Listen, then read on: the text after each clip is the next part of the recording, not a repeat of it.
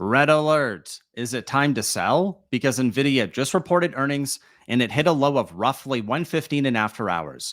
This is a number we were already looking for, roughly 114 on the options implied move. So, is everything totally fine or is it time to sell? Nvidia's down roughly 10 points today, 2 during the day, 7 in after hours here. So, what happened? Well, the stock reported 122% revenue growth on surging demand for data centers, but it wasn't quite enough. That's basically what it comes down to. If you read the headline right here, these are the numbers from Bloomberg, and it says third quarter outlook. Hey, everything here looks fine, but it falls short of the highest estimate. Simply put, that's what happened. Expectations were really high, lofty expectations, and they see several billion in Blackwell chip sales in the fourth quarter, but it fell short of Wall Street's loftiest predictions. All right, what does that mean? It means they still think they're going to sell billions of these chips, and Jensen's going to be talking at 3:30 today. That's basically when I'm recording this video right now. So, guidance always matters, and the stock is down in after hours right now. If we refresh it, again, the numbers are changing. Where are we going to be tomorrow? I'm not 1,000% sure, but here's what I do know. Let me skip forward to the next section here. So, I do know there's been contagion from other names. SMCI is down another 19% today, 3% in after hours. Man, the losses are stacking up here. Looks like this company is a little bit of a fraud. They've delayed their earnings for the next quarter here. They're 10F. To answer the question in today's video, what do you want to do? Is it time to sell? It's a really important question. So pause the video and think about whether you're number one or number two. Again, the keyword here being more. You're going to regret both, but what are you going to regret more? Hint, if you're an investor, hold on, have patience, right? Buy the dip and don't be a wuss. Why? Warren Buffett tops $1 trillion in market value. For what? For value investing, buying and holding. Yes, it's possible. It's difficult though. So now let's see what's happening today. Post-market change, let's just refresh. 6% for Nvidia, dragging down AVGO and Micron, and some other chips as well, right? Kind of like that to be expected. HPQ missed on earnings. CRM is up. So there you go. But here's the interesting part, and please follow along for the next few minutes. The market's been stuck in neutral, right? Neutral a week ago, neutral yesterday, neutral today. Why? Well, here's the part that's a little bit confusing for me. S&P down. I'm mostly just focusing on the after hours move because, again, this is largely an Nvidia move. So if it's largely an Nvidia and everything's totally fine, this is what I want to look for. Well, if it's not totally fine, we would see the S&P down as a reaction in after hours. Same thing with the NASDAQ down by 0.7. And then my system, again, the algo.com, which I've been fine tuning for a long time and I don't talk about frequently, but have a look here. These are trade algos. So for the 1-day chart, right now, SH, PSQ, and SARC all look bullish. This means they should go down for up to 3 weeks. And also, when we look back to month to date, again, going back from August 1 to August 28, there was a false start on August 22nd for the same names, which means they already tried to go up. If SH is trying to go up, it means the S&P is trying to go down. When I look at this, I'm like, well, this kind of looks like a bullish chart to me. This is the classic pattern I like. It's called a hook. So it's hooking here. The really interesting part is that if this thing goes up, it means the S&P is going down. Sometimes looking at the S&P can be a little bit difficult, might be hard to identify a topping pattern. Why? Well, because you just don't see things the same way. Let's try a trick here. 1 divided by SPY. And the reason why we would do this is because we're just dividing S&P by 1. So it's inverse. Well, yeah, I would say this looks pretty good.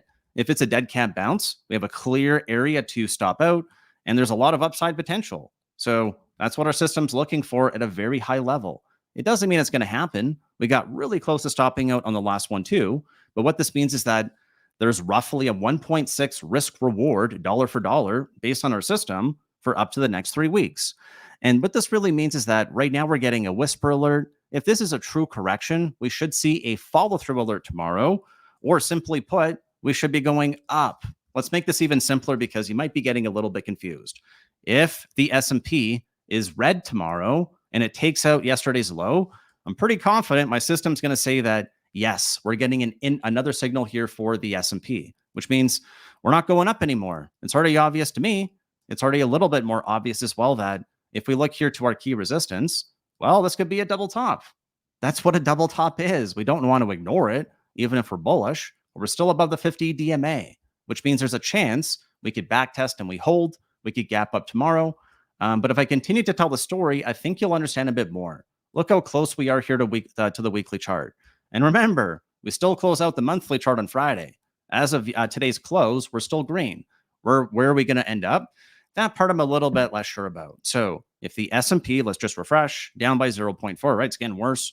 NASDAQ's down a little bit more. Well, that's just for the S&P, for the NASDAQ, for QQQ, and then for SR, right? High trading momentum names. All right, before we go further, I'm going to ask you for a huge favor. If you could please consider smashing that thumbs up or subscribing to the channel. Thank you very much ahead of time. So we talked about those two alerts, but here's where it gets even more interesting. Let's just refresh one more time. In after hours, while it was green earlier, equal weight S&P 500 was actually up in after hours. Interesting. And the Russell 2000 or IWM also up in after hours. So what does this really mean? Let's just refresh. Okay, now we're down 2. We're getting dragged down. It means people are trying to buy the dip, but they're not looking at every dip equally. Just because you got chips doesn't mean you're going to like the dip, right? Nachos are not the same thing as Frito-Lay. But anyways, looking here, why would they be buying the dip on RSP, on the Russell?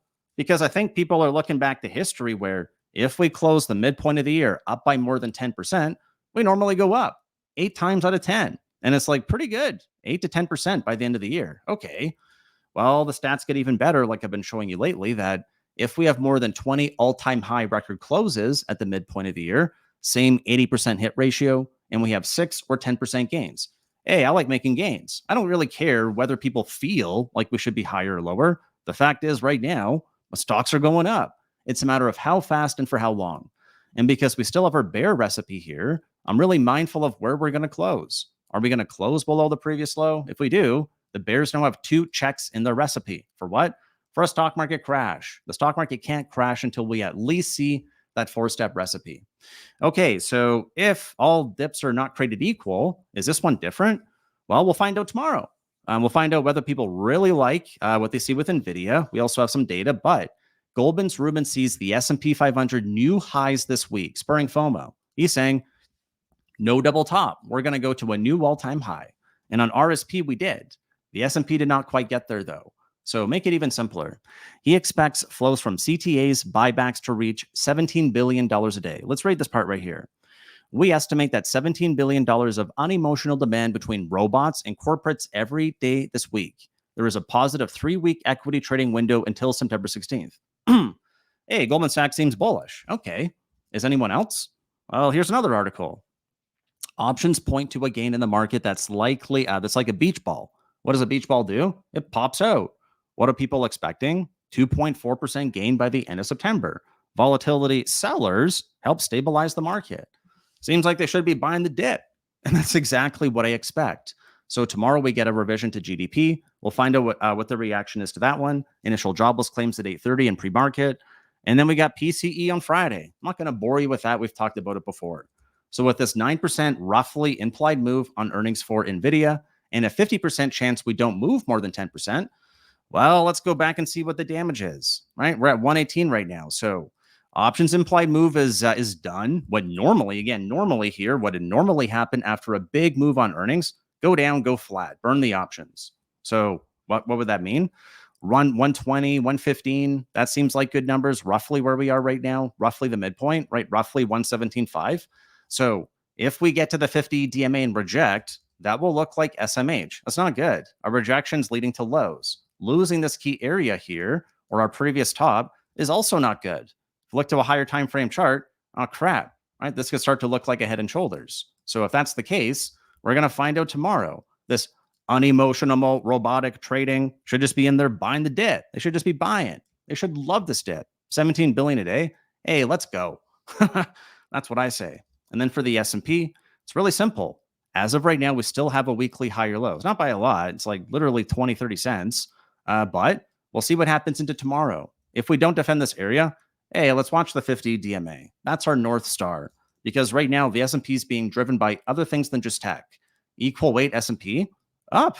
Looks pretty good. Financials, they're all roughly doing the same thing. Financials actually closed at a record new all-time high today. Whoa. So did a few other things. IET closed up. So I really want to see what the market does in reaction tomorrow before we even get the PCE numbers on Friday. So with it, that's it for today's video. I encourage you to smash a thumbs up or come hang out with me at 9:15 a.m. tomorrow. Thanks so much.